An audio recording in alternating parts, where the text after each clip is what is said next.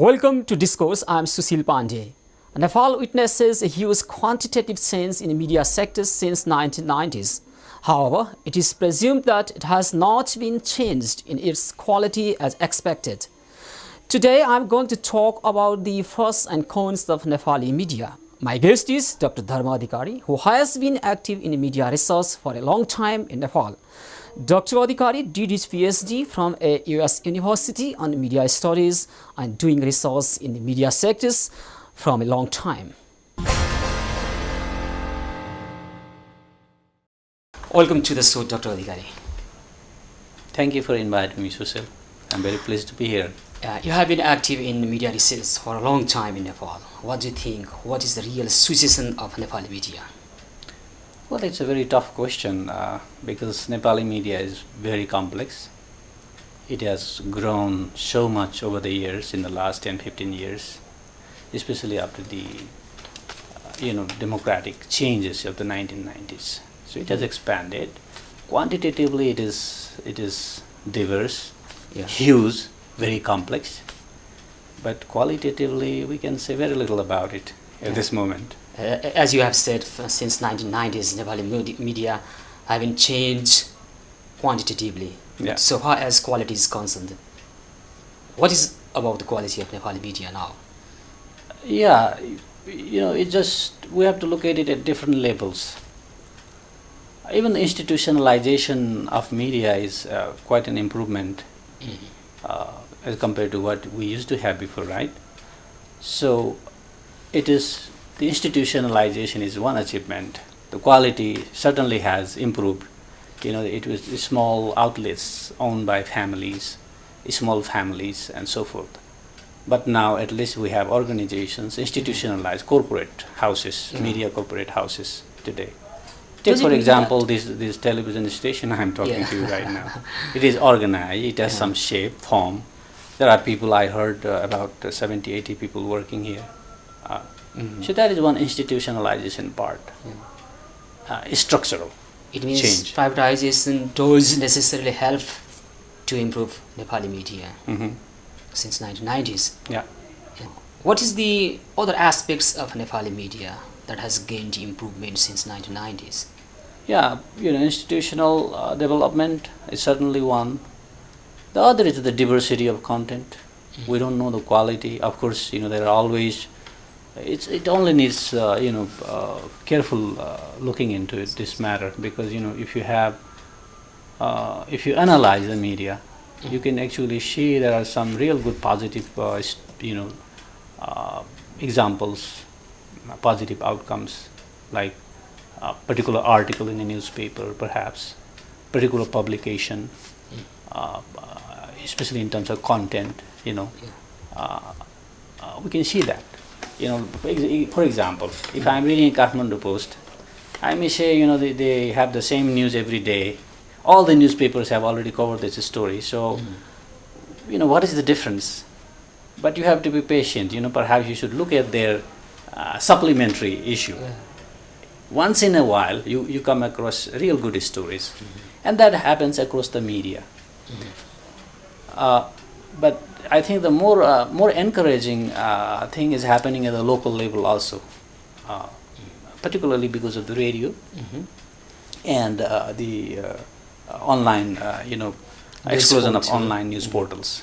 So these two things have actually revolutionized communication at the local level, I think.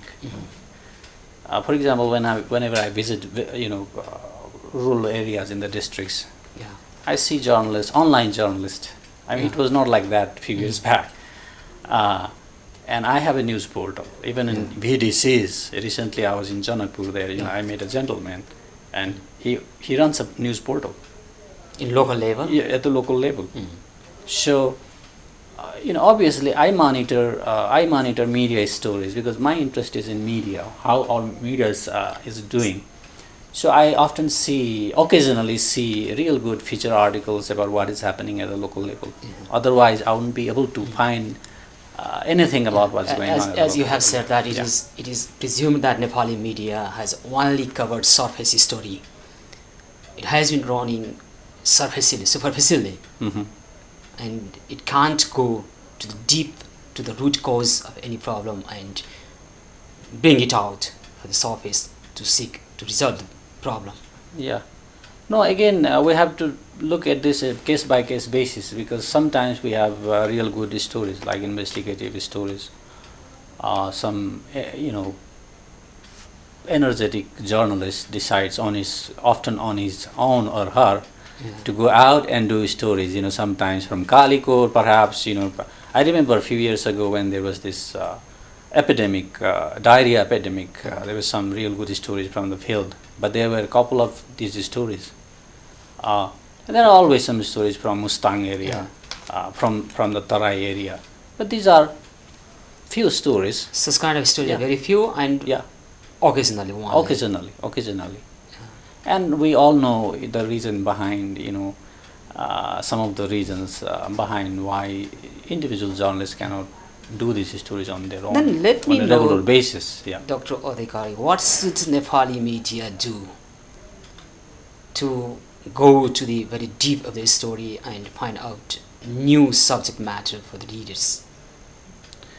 Well, I think it has to start from the institutions and themselves, the media houses. They have to be able to invest. They have to be able to spare some time. They have to give some release time to them for these reporters to go to the field.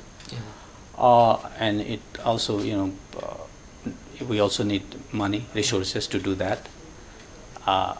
Does it mean that Nepali media don't have money, that's why they can't take such kind of stories? Yeah, I think in-house development of journalists is necessary, because over the years there were some training houses, journalists were trained in colleges, in schools, and training institutes. But journalists need a continual training, because it is a process. Journalism is a process. Things change so fast, technology changes often, so you have to keep up with these things. So, I don't mean that they don't have money necessarily, but I know for sure that journalists don't have money. They are, one of the least paid professionals in the country. I wonder, I hope you are paid for the job you are doing very well. But yeah, that is, so that is one way of doing it, in-house professional development programs.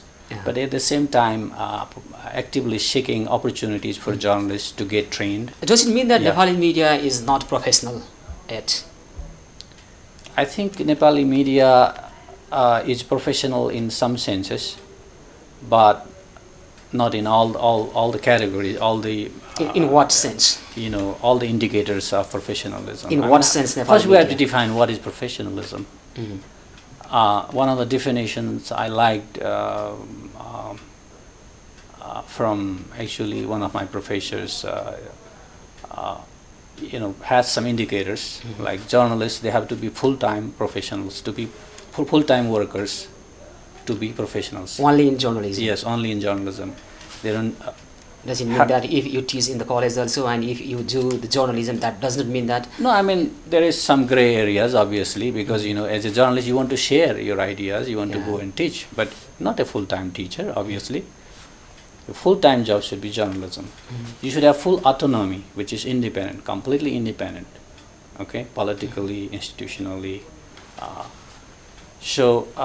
And you should serve for the, greater good of the society. So, at least 3 of those, and you should belong to a professional, group of people, like association, or a group of colleagues who constantly work hard to improve themselves.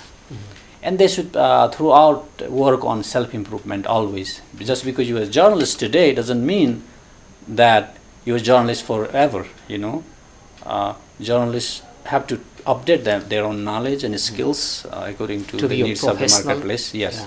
So continued, self-improvement efforts. Are Nepali media free? Yeah, autonomy. They have to be independent. So those are the indicators, and the quality of their output should be to serve the people best. Their constituencies, whoever they are serving. So Well, freedom, freedom, I think of course, wasn't your question about freedom in Nepal? Yeah. Yeah. It is presumed that Nepali media Yeah. is not free, independent. However, we are politically very free. We have political independence. There is Yes, not any yes. influence from the political ideology. Yes, yes. But so far as media is concerned, to some extent, Yeah. some media houses may be influenced by some commercial purpose. Oh, Does yeah. it mean that are Nepali media free in a real sense? Yeah, I think again the issue of freedom, because press is a part of the society, so we can't be totally independent of the society. We reflect many of the incongruences of the society, contradictions and everything that are there in society. So yes, in the recent past we gained freedom, remarkable press freedom in the country. But then there are other, issues there, Yeah. like cultural issues, economic issues, Yeah. and I think the economic issues is one of the biggest issues right now, because I know there are many journalists who often talk about the issues of self-censorship within their Yeah. media houses, because of the pressure of advertising. There's so much competition out there in the market, so they can't always say what they want to say. They can't always freely, They have to express work themselves. under the self-censorship Yes. because of the financial purposes of the media house. Yeah, the Sometimes. economic logic is taking over gradually in Nepal, and editors themselves, I've heard them voice this concern that there used to be a wall between advertisement and editorial Yeah. department, but that is gradually vanishing. It means editors should decide the news on the basis of the advertisement Yes. the media house is Yes. So that is definitely a problem, because if that happens, journalists become Yeah. propagandists. that is happening in Nepal now. Mhm. Yeah, I mean, there are concerns and perception. I can't, give a blanket statement, but if professionals are saying that, people who work in the media themselves are saying that, perhaps you may even say that, when we are outside the studio. So, But editors are not responsible, because the owners of the media house are responsible to be influenced by such kind of economic purposes. yes, but then eventually what happens is that the public is shortchanged, because you are giving them propaganda instead of the truth, because journalism is all about giving facts, But objective facts, The, right? the audience don't know what is propaganda, because it has been done so artistically that they don't know what is going on inside the newsroom. Yeah, but the editors are paid professionals to do the job. So if they are concerned, that's a serious issue, because these are professionals, these are trained, Dr. Adhikari, we experienced. fought, Nepali media fought against for the political freedom. Uh-huh. Then how can Nepali media fight to get full independence? As you said that there is some economic factors that influence media in one way or the other. Look, Then what should Nepali media do? Look, I'm not even saying economic influence is necessarily and always bad. You see, because economic influence, what if an advertisement is real, PSA, good PSA, that actually increases awareness about some issues in the business sector itself, because there could be positive advertisement also. So it has to do with the motive, what is the objective there, the hidden motive, as you shared, and the professionals paid to do the job, to figure out what is going on, are the communicators, the media professionals. So they should be doing their job. I know there have been some studies, and a lot of commentaries in the media, this partisanship, the issue of partisanship, because freedom, of course, you can always have some kind of opinion. Everybody is entitled to have one, and nobody in the world can be objective, right? So the issue is political partisanship, a polarization of media is the real issue here, I think.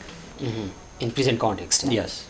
And what are Nepali media doing? For example, Nepali political parties are bickering over some issues. For for example, to federate the country and other issues. Yeah. And they are giving just news, the formal news. Yeah. What should Nepali media do to help political parties to the nation to resolve such kind of problems?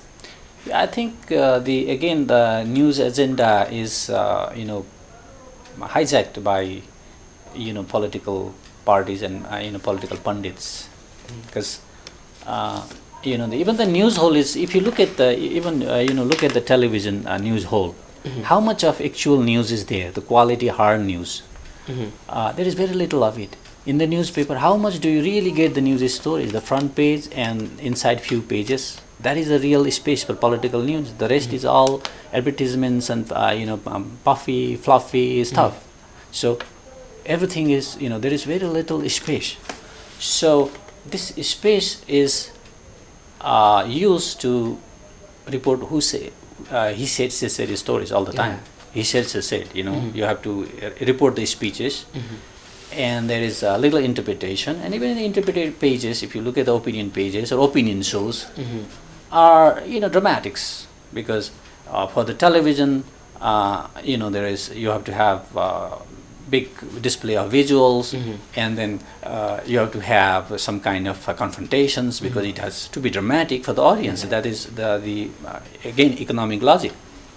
So real substantive.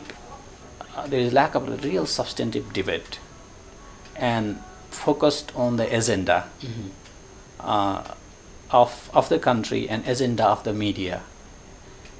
There has to be some kind of linkage between what is the media agenda, what are these media trying to do, what type of story they want to carry, cover, and what issues they want to report about. At the same time, what are the main issues of the country, if not the political parties, not the political parties, because there are too many parallel little mini Nepals within these little parties, right? So you have to have and this is difficult. I can understand right now, because we are going through this transitional phase, so there is no consensus on what is to be even Nepalis today. What is to be, who is a real Nepali?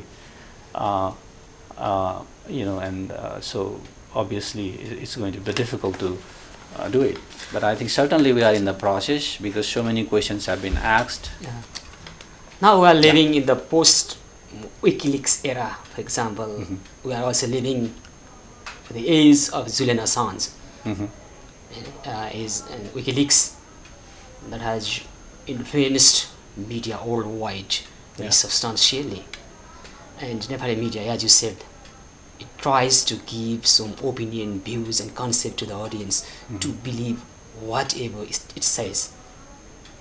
What should Nepali media do? Should Nepali media only give formal news and let the audience understand whatever way they want, or what else? I think the real issue is, of course, in a market economy, it's a marketplace of ideas. You should let everybody, their ideas out, and anybody can do business, news media business or any other types of business, because it's the competitive economy we are in, right? So the market will take care of itself. In those who can't compete, they will just phase out themselves. Let me know one thing: is media only business, or it is a service also? It is both. It is both. Media is a special, privileged type of business, because they are business, but at the same time for a bigger cause, serving the people, and it has to do with the power they have, the influence they have. Which one should be prioritized, business or service? Definitely, I think their main mission, their role is communicating for the public, bringing out the truth. For what reason? Show the society, is transparent. The society, people engage themselves, so they become a forum for all ideas to, be out there, so people can choose from. So it's a very, very important role. Should media give some decisive final conclusion regarding some opinion or any contentious issues, or should the media only let the people, audience decide whatever they want, only give formal news and let them decide whatever is there? Oh yeah. What should Well, we do? Well, again, in the market you have all types of products. So even the media business has many products, and again that's accepted by the market. Of course, you should have shows. You should have talk shows. You should have entertainment. You should have all this type. In fact, in the U.S., if you look at this, the Daily Show, Jon Stewart, he's a comedian, but he's one of the most popular journalists. Yeah. Because he caricatures news stories, he anchors everybody in the he caricatures, and he brings out things that the others can't. The formal journalists just report the news, and they can't give their views, but he brings out the issues and gives his views and comments, and it's a really popular. It means media genre is also a commodity. It's a commodity. It Whatever we can sell in the market, just produce it and sell it. Yes. But then the real issue then is, there should be some minimum, understanding about what is right and wrong, because there will be, certainly if it is it has to be regulated in some way, self-regulator, if not the government regulation, self-regulation. There has to be some. That ethical self-regulation practices. may be influenced by some extra indicators. For example, we have already talked that financial purposes of the media houses. Yeah. Then what should a journalist self-regulate himself or herself? Well, everyday journalists, they are taught in schools, in journalism training. Be objective. Don't distort information. Some simple principles. You are also a teacher of journalism, Yes, and yes. so carrying out some Yeah. training also. And Yes. you also carried out some conducted media gufa, and Yeah. you are also the office bearer of Media Foundation. Yeah. Yes. Then let me know about your experience. You also teach to be objective. Yeah. Can we be objective in real sense while doing some journalism? Yeah, objectivity is again a difficult, concept. You can't be absolutely objective, but here the issue is being non-partisan, impartiality, trying to be neutral. And It is also a relative term. Yeah, it is. It's a relative term because nobody can be objective. But here we're talking about political objective for the sake of influence and power, because there is the power. What are journalists mostly concerned about? People, power, and money. There are the three things. These are the mantra for journalists. News story is always about people first. Human beings are the most interesting because we are narcissists. You see. Yeah. We love ourselves. That's why human beings, number one. And number two is power, or sometimes money. Sometimes you can switch disorder and people. So objectivity is complete objectivity is not possible. Does it mean that yeah. a journalist should be objectively subjective? Yeah, that's a very nice way to put it. There are certain ways. If you cannot be objective, you have to show your biases, lay bare your biases. In disclosure is very important. Yeah. In fact, Audience will decide Yes. what you are saying, trying to give. Yes, yes. In fact, there is this movement in the West. Recently, I read an article where there was this group of people who demanded journalists should actually, for every story they write at the end, they should write a little blurb explaining which party they donated during the election, or which party they voted for. So, you know the biases where you come from. So that is the best you can do to be objective, by showing that you are actually not objective. So what about Western media? Isn't that interesting? Yeah. Okay. What about Western media? Are they more independent or objective than Nepali media? I don't think so. Because the partisanship is still there. Yeah. The conservative and the liberal bias is a big. Sometimes debate they also supported the war. Also, for example, CNN openly supported Iraq war. Yes. So. And you still will believe them. They are free, I don't know. I mean, who independent. believes? I don't know. I mean, who you are saying we by the word, but yeah, there are many people who don't believe Most of the audience believe. Yeah. comparatively believe. Yeah. So, well, I think the Western media is, they have good resources, and they can take their time off to devote to a real good story if they want to. They have all the available support, and that is the best part of the Western media. But right now, because of the digital, growth of digital media, the traditional media actually having very hard time to survive. So, but economic, and also the economic factors, the economic influence is very much there in many media. But again, the diversity of media is beautiful. You have all types of quality publication. If you don't like the big media, partisan media, you can always have a choice to conform to your ideas. There's always this confirmation bias, because you like to read something that you really like. So you can always find alternatives. There are lots of options. We don't have that option as much, but obviously we have more now compared to several years ago. Okay, Dr. Adhikari, let me know one thing, that what is Nepali media now in comparison with Western media? Oh,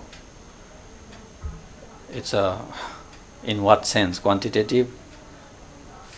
Qualitative. Yeah, I mean quantity. Let's talk about the positive side, which is quantitative, because we have to be proud of the positive side, obviously, even if it is quantitative, right? Yeah. Because look at the technology we have today. Because Nepal has some of the best technologies in equipment. We are enjoying that. Yes. Even in the developed country, in the US, you have some small newspapers, small town newspapers. They have a very outdated technology. You see, they would be jealous to see what you are using here in the studio, really. So that part is amazing.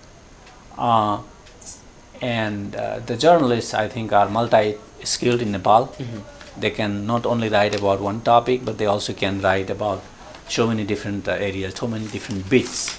There's too much specialization in the US. So specialization, but in terms of quality, I think again, a lot of, it's a long way to go. We have miles to go. Yes, a long way to go in terms of quality. Because as you asked me earlier about what are some of the basic things like accuracy, objectivity, like ABC, accuracy, balance, and C, credibility. So these words are real, they are not the word, just words, they are taken very seriously. But we claim that we are applying that in real life, in practice. Yeah, definitely. I think the best thing, I think obviously nobody can be perfect. The best thing is to actually move towards, make incremental change, progress. And then actually not just make progress, but measure it, figure out how much better you did. So the only option for us is to, ideal way is to actually to try to constantly do better. Okay, Dr. Adhikari, we are at the end of the program. Let me know that you are also carrying out some training session for the journalists, Nepali journalists. For example, Media Gufa, you have just completed one session. Yeah, well, the idea of Media Gufa actually started in 2012. 2012, I had this idea, there are lots of journalists, they are, they need some retreat, this some unique type of retreat. Is there some kind of training? Yeah, it's a training come research project. So I thought, I invited some of the journalists, like all these mid-career journalists. I mean, actually some of them are, senior journalists. So, and some other, journalists. So invited them for a seclusion project. We remain there for 72 hours, 3 days. Did you invite only some handful of journalists? Or no, actually, you are reaching to the mass of the journalists. The first session was just a test case, just a lab. In fact, we had open nomination for the others, other people, and so it was a mix of different types of people there. So it was an experiment. Let's see what we can do. Let's remain secluded for 72 hours. And let's create a challenge, news reporting writing challenge, entirely based on new media. They couldn't use, they couldn't do oral communication. They couldn't speak to each other. They were not allowed to do that, and they only had to use the internet, and they couldn't talk to people on mobile. Only the internet and social media. So they wrote stories from the villages actually. Some stories from Mustang, Manang actually, Dolakha, Dharan, all these different parts of the country. I hope that kind of training session will help Nepali journalists to be more professional. Yeah, I think so, because we have a very rigorous approach to it. We have a protocol. We call it the Gufa parameters. So we have all these requirements for these journalists, and it is a challenge. It's a training. Many people come to us and they're thinking that it's a training, but in fact it's not. They are already working people, working journalists in the field. So they get to test themselves and see how better they can do, how better they can perform. You are also the General Secretary of Media Foundation. What this Media Foundation is doing now? Media Foundation actually is now working in this area of media literacy. We're doing a nationwide survey of media literacy, trying to find out what is the status, how many people teaching media, what do the public actually say about media, not only about their understanding of media, but also their skills. It is also doing media some skills, research projects also. Yes. Media skills. So that's what we do. We do education. We focus on education, research, professional development programs, opportunities for working media professionals, and then fundraising is also one of our goals, because we need resources to run the organization. So some of those. Okay. Thank you very much for giving us time indeed. Yeah, you're welcome. Thank you very much for having me. Thank you.